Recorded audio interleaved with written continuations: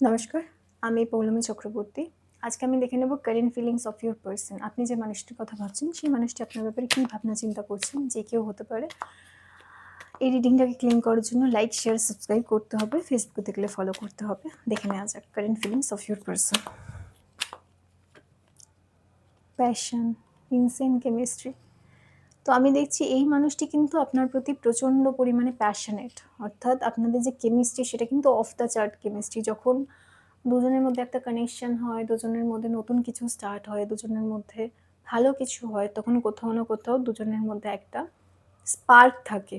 মানে বোরিং নয়, আপনাদের কেমিস্ট্রিটা মোটেই একেবারেই বোরিং নয়। কোথাও না কোথাও আপনার এবং ওই মানুষটির মধ্যে একটা অদ্ভুত কেমিস্ট্রি, অদ্ভুত একটা বন্ডিং রয়েছে, যেটা যখন আপনারা একসাথে থাকেন সেটা বুঝতে পারেন বা ফিল করতে পারেন, তার কিন্তু পসিবিলিটি রয়েছে। আর কি, কার্মিক রিলেশনশিপ। আমি দেখছি আপনারা অনেকেই মনে করেন এই যে সম্পর্কটা, সেটা কার্মিক রিলেশনশিপ। মানে এই যে সম্পর্কটা, অনেক কার্মিক রিলেশনশিপ মানে হচ্ছে আপনারা পাস্টে কিছু করেছেন, অতীতে কিছু করেছেন, বা পাস্ট লাইফে কিছু করেছেন, সেইটার জন্য আপনি এখন রিপে করছেন, ঠিক আছে? সেইটার জন্য আপনাকে কষ্ট পেতে হচ্ছে। আমি অনেকেই দেখছি যে কষ্টের মধ্যে আছেন, একতরফা ভাবেই আপনি কষ্ট পাচ্ছেন। সামনের মানুষটা কিন্তু আপনার কষ্টের বা আপনার দুঃখের কিন্তু সেরকমভাবে দাম দিচ্ছেন না, তার কিন্তু আমি পসিবিলিটি দেখছি। এরকম অনেকের ক্ষেত্রেই হচ্ছে। যারা এই ধরনের সমস্যার মধ্যে রয়েছেন বা এইটা ফিল করতে পারছেন, তারা বুঝবেন এটা আপনারই রিডিং। যে আপনি একাই কষ্ট পাচ্ছেন, আপনি একাই দুঃখ পাচ্ছেন। সামনের মানুষটাকে যেটা আপনি বোঝাতে চাইছেন, সেটা সে বুঝছে না, বা সেটা সে বুঝতে পারছে না। সেই পসিবিলিটি খুব স্ট্রং আমি দেখছি।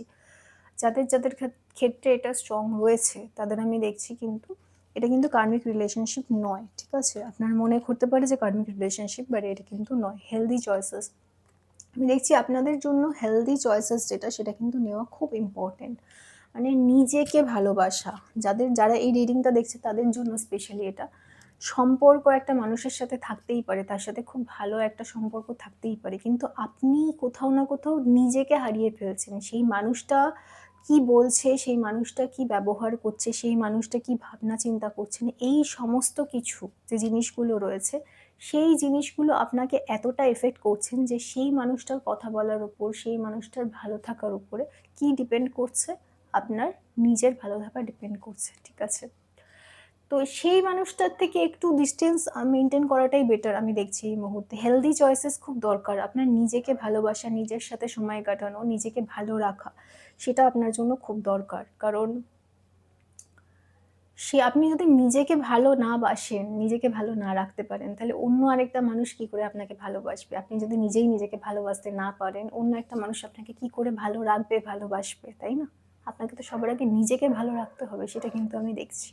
আপনি যখন নিজেকে ভালোবাসতে শুরু করবেন না, তখন সেই সামনের মানুষটাও কিন্তু আপনাকে ভালোবাসতে শুরু করবেন। কারণ আমরা যেটা ভাবি, আমরা কিন্তু সেটাই ম্যানিফেস্ট করি। আপনি যদি নিজেকে আনলাভেবল ভাবেন, তাহলে সামনের মানুষটাকে আপনি কিভাবে বিশ্বাস করাবেন যে আপনি লাভেবল? তো এই ক্ষেত্রে আমি দেখছি সবথেকে বেটার হবে আপনি নিজেকে একটু সময় দিন।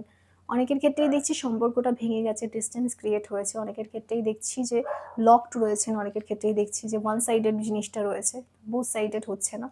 এই মুহূর্তে আপনার জন্য সবথেকে ইম্পর্টেন্ট হচ্ছে নিজেকে ভালোবাসা। নিজে যেটা ভালোবাসেন সেটা করুন। কোনো হবি হতে পারে, কোনো কাজ হতে পারে। যেটা আপনার ভালো লাগে সেটা আপনি করুন। কেমন?